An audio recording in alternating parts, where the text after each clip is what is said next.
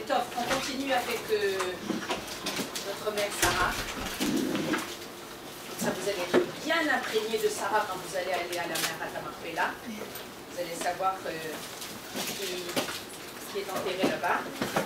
Et vous vous rappelez que quand on avait demandé quel est pour vous, qu'est-ce que représente Sarah, une d'entre vous avait dit que c'était une méchanechet. C'est quoi une méchanechet? C'est une éducatrice. Sarah.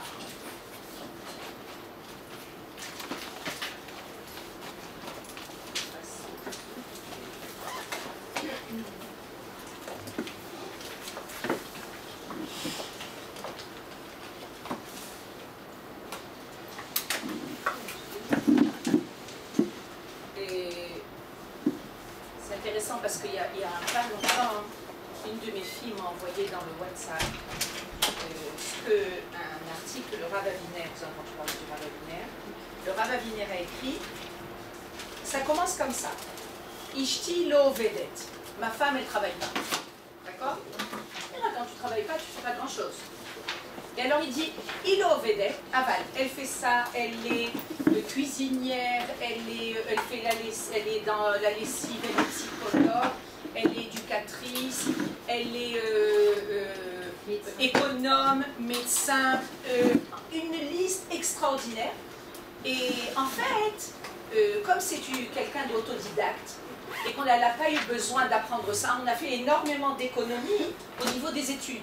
C'est-à-dire que si on pense que chaque année, elle aurait, si elle devait étudier, elle aurait payé 20 000 shekels, là on a gagné par année 20 000 shekels, et chaque fin de paragraphe, il dit « Avalishti lo vedet, mais ma femme, elle ne travaille pas ». Pourquoi je dis ça? Parce qu'en fait, un des rôles essentiels pour une femme, c'est mécanique.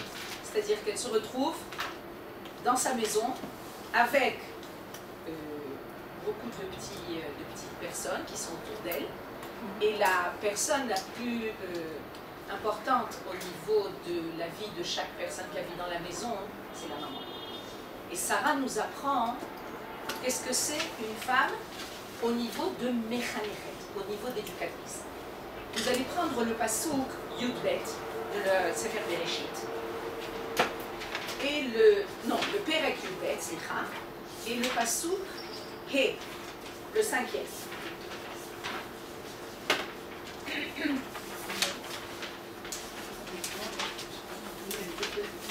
Yudbet, non, ça arrive, ça va, c'est dans Parashat Lech Lecha. He.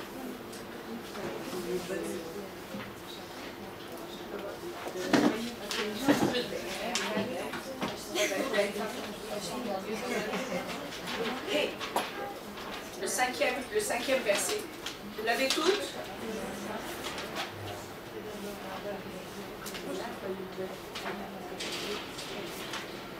Top. Et comment tu t'appelles? Ilana. Tu veux lire Ilana? Ah non. Ah non. Vous avez essayé? Hein? Alors comment vous dire? Je suis en train d'apprendre l'hébreu. Si vous voulez rester des heures à lire, c'est pas avec vous. Non, ça va être très dur. Ça va être très dur. Alors Sarah. C'est gentil. À la fin de l'année, on te fera lire. Voilà, je suis ויקרא אברהם את שרי אשתו ואת לוט בן אחיו ואת כל רכושם אשר רכשו ואת הנפש אשר עשו וחרן ויצאו ללכת ארצה כנען ויבואו ארצה כנען. Là, on va voir dans ce pasouk, la Torah nous transmet qui était Sarah au niveau du sujet qu'on veut traiter, au niveau d'éducatrice. Vaikach Avram et Sarah Ishto. C'est-à-dire que Akadosh Baruch Hu vient de parler à Avram en lui disant Lech lecha, mi'artzecha, mimolatecha, mibet avicha, la'aretz asher ameka. Ce message-là, il a été transmis à Avram, mais à toutes les générations, il y a une voix, on appelle ça bat kol. Il y a des voix qui se font entendre. Maintenant, elles ne sont pas, on ne les entend pas de façon physiologique, physique. Toute celle qui est là, moi aussi, Rachel aussi, on a entendu cette voix. Il y a quelqu'un qui nous a dit l'Ech Lecha. Il y a des voix comme ça qui font partie du monde cosmologique. Et c'est des voix qui... Il y a quelqu'un qui va dire, moi je suis venu parce que c'est un beau pays. Et finalement je me suis installée. L'autre elle va venir dire, oui moi c'était une conjonction, j'ai terminé mes études, je ne savais pas quoi faire et tout ça. Donc pourquoi tu n'as pas été au Canada? Parce qu'elle a entendu l'Ech Lecha. Ce l'Ech Lecha, il est constant à toutes les générations. Maintenant nous, la chance qu'on a, c'est qu'à notre génération, on peut la matérialiser, cette voix. Pendant très longtemps, il y avait peut-être beaucoup de gens qui écoutaient cette voix et qui avaient ce sentiment de sentir que la Pologne ou l'Allemagne ou la France ou l'Amérique, ce n'était pas leur pays. Mais il n'y avait pas de possibilité de concrétiser ce Lech Lecha. Donc Abraham entend ce Lech Lecha et il va vers le Eretz Canaan, la terre de Canaan. Et le passage qu'on vient de lire, on nous raconte comment est venu Abraham, qui l'a pris. Vaïkach Abraham. Abraham, il est encore Abraham, sans He. Abraham a pris. Et Sarai Ishto, sa femme, Sarah, qui s'appelait Sarai. Vek Lot Ben Achiv. Et Lot, son neveu. Ben Ach, le fils de son frère, c'est donc son neveu. Vek Kol Rechusham Asher Achashu, et tous les biens qu'ils ont, comment on dit, amassés, il a fait. Veta Nefesh Asher Asu Bicha. Et toutes les âmes, Nefesh c'est, on peut dire les âmes, qu'ils ont fait à Haran. De quoi tu parles? Quelles sont les âmes? On sait, on pourrait se dire, bon, j'ai amené une âme au monde, c'est mes enfants que j'ai mis au monde. Mais on sait qu'Abraham et Sarah, ils n'ont pas d'enfants. D'accord? Et donc, la Torah vient nous dire que Abraham et Sarah, ils faisaient des âmes. Et alors, on a besoin de Rashi. Et celle qui peut suivre Rashi, si elle est dans le même livre que moi, c'est en hébreu, donc c'est pas compliqué. Asher Asu Becharan. Il est marqué comme ça. Chez Ichnisan Tachat Kanfe Ashrina. Qu'ils ont fait rentrer sous l'aile divine. Il les a rentrés sous l'aile divine, on va expliquer. Avraham Megayer et Anashim. Avraham, entre guillemets, convertit les hommes. Vesarai Megayeret Anashim. Et Sarai, elle convertissait les femmes.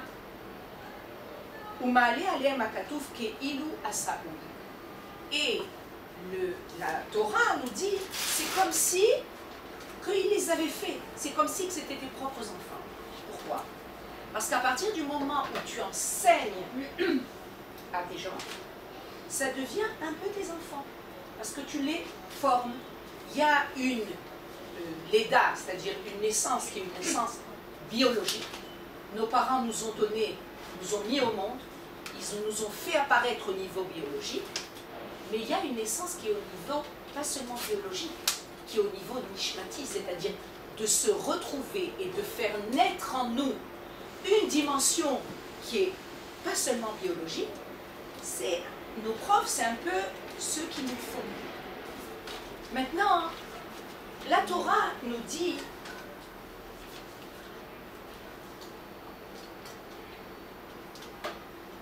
que la génération d'Abraham et Sarah, c'était une génération où il y avait énormément de gens qui étaient idolâtres.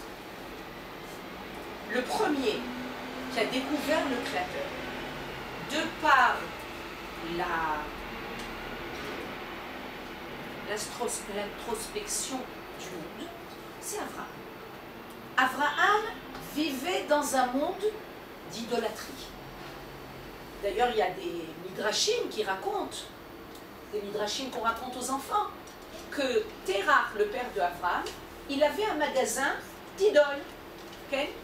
À notre époque, on se demande comment on peut croire en des idoles. C'est un peu bizarre. C'est comment tu te prosternes devant une statue de bois, ou une statue de pierre, ou une statue de marbre. Comment tu te prosternes? C'était la culture à l'époque. Ils vivaient dans une culture qui était d'idolâtrie. Et le Midrash nous raconte que Terach, un jour, avait un magasin. Donc Terach avait un magasin d'idoles, et il demande à son fils de venir le remplacer au magasin. Et alors Abraham vient au magasin, et il remplace son père, et il y a quelqu'un qui vient et qui dit à Abraham, je veux acheter une idole.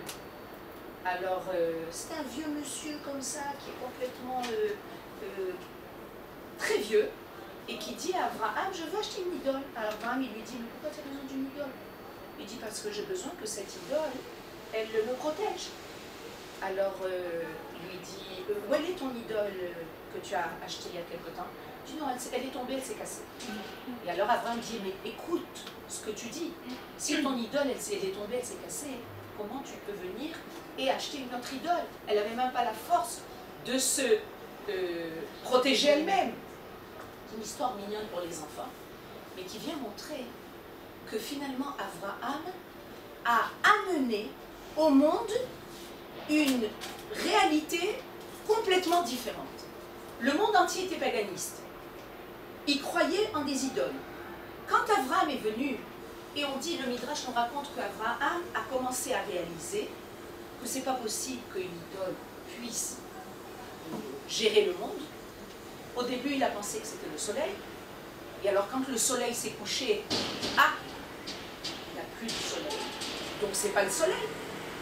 Et après, il a dit, bon, ça doit être la lune. Si c'est pas la lune, si la lune aussi disparaît, donc c'est pas la lune, petit à petit, malgré l'environnement complètement paganiste, Abraham a découvert qu'il y avait un créateur dans le monde. Et alors, Akadosh Baruch Hu apparaît Abraham. Ça, c'est un midrash. Parce qu'a priori, on se dit, pourquoi Akadosh Baruch Hu a choisi Abraham? Mais Abraham avait en lui toutes les capacités de pouvoir révéler le Créateur. Et alors, Abraham a commencé à faire un travail dans le monde. Quand on parle d'Abraham ou de Sarah, on parle de nous-mêmes. C'est toujours, on ne vient pas raconter une histoire. Ils ont commencé à faire un travail de réunir, de raconter aux gens, toutes les populations qui étaient autour d'eux, que le véritable créateur du monde, c'est Akadosh Baruch Hu. Il y a un créateur dans le monde. Ce créateur protège son monde, dirige son monde. Et la très belle histoire qu'on raconte toujours sur Avraham Avinu, c'est l'hospitalité. Qu'est-ce que c'est cette hospitalité? C'était une bonté extraordinaire. On raconte que la tente de Avraham, elle était ouverte. Elle avait 4 coins d'ouverture. Le nord, le sud, l'est, l'ouest. Pourquoi? Pour que les gens sentent qu'ils peuvent très rapidement arriver dans la tente de Avraham. C'est-à-dire qu'il y avait une bonté extraordinaire. Et quand les gens, et quand tu reçois des gens et que tu es hospitalier, la première chose que tu fais, tu donnes à manger, tu donnes à boire, tu mets à l'aise une personne. C'est l'hospitalité d'Abraham. Et alors quand les gens venaient, ils disaient à Abraham, on veut te remercier Abraham, comme ça nous a fait du bien d'avoir une petite station, une escale dans notre chemin, chez toi, où on a pu reprendre un petit peu nos forces. Et alors il disait, ne me remercie pas à moi, remerciez le Créateur. C'est pas moi qui ai créé le blé, c'est pas moi qui ai créé l'eau. Et alors petit à petit, il a répandu la notion divine qu'il y a un créateur dans le monde qui dirige son monde. Et alors, nos sages nous disent, la Torah nous le dit, que lui faisait ce travail avec les hommes. Un travail de répandre la notion divine, le message divin. Et Sarah, en tant que Méchanéchet et en tant que femme de Abraham, c'est ce qu'elle faisait. Avec les femmes. Pourquoi c'est important ce qu'on nous dit? On nous dit qu'en fait, en quelques mots, que la meilleure des choses, comme ça devrait être, les hommes doivent enseigner aux hommes et les femmes doivent enseigner aux femmes. De nos jours, évidemment, on reçoit, on écoute, on a... Mais il y a quelque chose de femme en femme qui passe, qui est différent. Pourquoi? Parce qu'on vit le même monde. Sarah était les Machanechem. On nous explique aussi que Sarah, en fait, jusqu'à l'âge de 90 ans, n'avait pas d'enfant. C'est-à-dire, peut-être 70 ans, elle était mariée à Abraham Avinu. Qu'est-ce que tu fais pendant 70 ans sans enfant? Il n'y a rien à faire. Une vie complètement vide. La Torah nous dit non. Non, Ça. c'est des vœux pour les autres. Sarah, comment?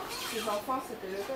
Enfin, les gens Les gens qu'elle rapprochait de la religion. les gens qu'elle rapprochait par la Torah à une notion divine. C'est-à-dire que petit à petit, il y a eu cette notion divine qui s'est répandue. Et nos sages nous disent que le but du peuple d'Israël, c'est Abraham et Sarah. Qu'est-ce qu'ils ont fait? Ça s'appelle Korim Beshem Hashem.